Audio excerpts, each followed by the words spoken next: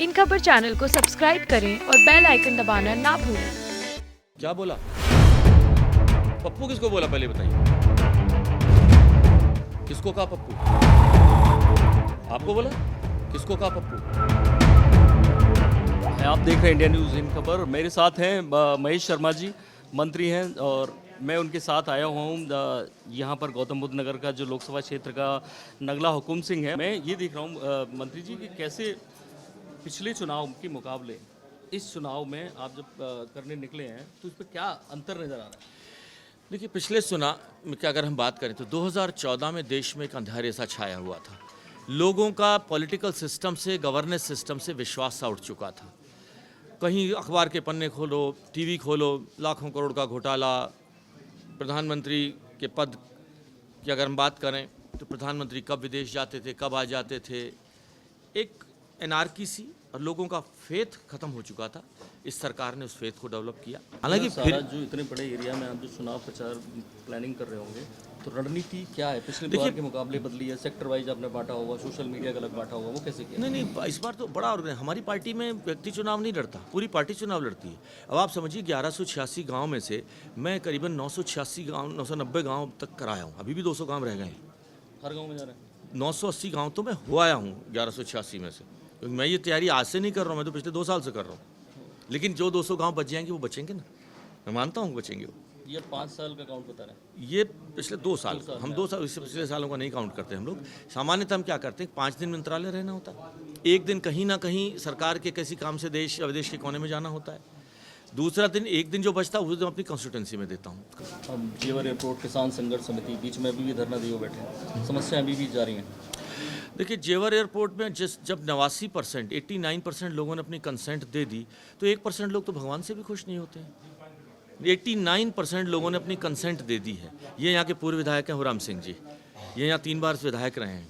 इस जेवर एयरपोर्ट से यहाँ का भाग्य बदल जाएगा। अच्छा, जितना मैंने, क्योंकि नोएडा एरिया में किसान हैं तो उनके मुद्दे हैं, एक बड़ा वर्ग मिडिल क्लास है जो बड़ा फंसा फ्लैट्स को लेकर, उसमें आपकी भूमिका दिखी नहीं। मतलब वो अभी भी संघर्ष कर रहे हैं, सुप्रीम कोर्ट में मामला चल रहा है। मैं कहता हूँ अगर कुछ किया है, पिछली सरकारों ने 10% प्लॉट की कीमत लेकर पोजेशन दे दिया। ये समस्या किसकी दी हुई है बताइए? जो पिछली दोनों सरकारें थी। नहीं, समस्या नहीं चली, समस्या उनकी। आज हमारी सरकार तो 2 ही साल से आई है। हमारी सरकार यूपी में 2 साल से आई है। 2 साल में हमने रेरा बना दिया, रेरे की ताकत बढ़ा दी। 2 साल से हमने एनबीसीसी जैसी संस्थाओं को लेकर, आज एनबीसीसी ने आम्रपाली ग्रुप के सारे प्रोजेक्ट ले लिए। सुप्रीम कोर्ट के कहने पर, किसी के कहने पर, सुप्रीम कोर्ट के पाकिस्तान का थोड़ी, हमारा ही तो है। सुप्रीम कोर्ट हमारे देश का। सुप्रीम कोर्ट के आदेश को आपको राजनीति के चश्मे से क्यों देखते हैं आप? तो सुप्रीम कोर्ट ने कहा, किसी ने कहा, हमने किया ना। सुप्रीम कोर्ट हमारी सरकार, हमारे देश का तो सुप्रीम कोर्ट है। मैं ये पूछना चाहता हूँ सर कि 5 साल आपने काम किया, अब अगले 5 साल के लिए एक तो मोदी जी की योजना है और उनका वो लेके जब जा रहे हैं मोदी जी के नाम पे, और बाकी जो इस लोकसभा क्षेत्र के लिए आपके कुछ नए देखिए, plans? मैं तो समझता हूँ मैं शायद कुछ चुनिंदा 5 सांसदों में हूँगा जो 50,000 करोड़ के प्रोजेक्ट अपने क्षेत्र में ले आया।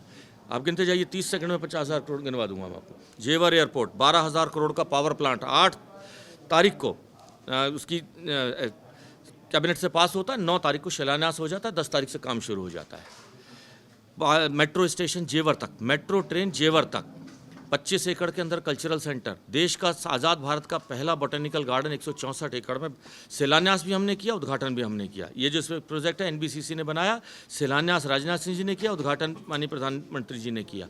देश का पहला food craft institute Gautam Buddh Nagar में आया।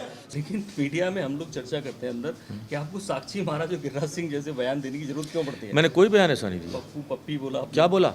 किसको कहा पप्पू? पप्पू तो आपको बोला? नहीं, आपको बोला? आपने पप्पी किसको भी बोला? पहले मेरी बात का जवाब, पप्पू किसको बोला पहले बताइए? मैंने पप्पू किसको बोला? मैंने बोल रहे हैं आप नहीं बोल रहे हैं ये बात, लेकिन नहीं मानते पप्पू है वो? आज भी बोला नहीं, हम नहीं मानते।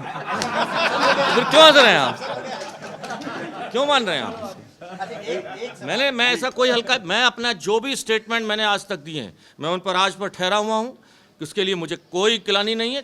कभी कॉमा फुल स्टॉप में आप इधर से उधर अगर पला लें, वो मीडिया नहीं होता है। कॉमा फुल स्टॉप, जब बड़े से बड़े नेताओं ने जब बोलते हैं कभी फुल स्टॉप में, फ्लो में कभी, लेकिन मैंने एक भी स्टेटमेंट अपने 5 साल के कैरियर में, और मुझे जो कहा है मैंने अपनी आत्मा की आवाज़ से कहा, मुझे उसके प्रति कोई ग्लानि नहीं। इंडिया में विदेशी महिलाओं को या वैसे महिलाओं को स्कर्ट पहन के नहीं आप कहाँ की सवाल पूछते चले यार, मैं पर्यटन मंत्री था। आप अगर सऊदी अरब में जाएंगे, वहाँ का प्रोटोकॉल है।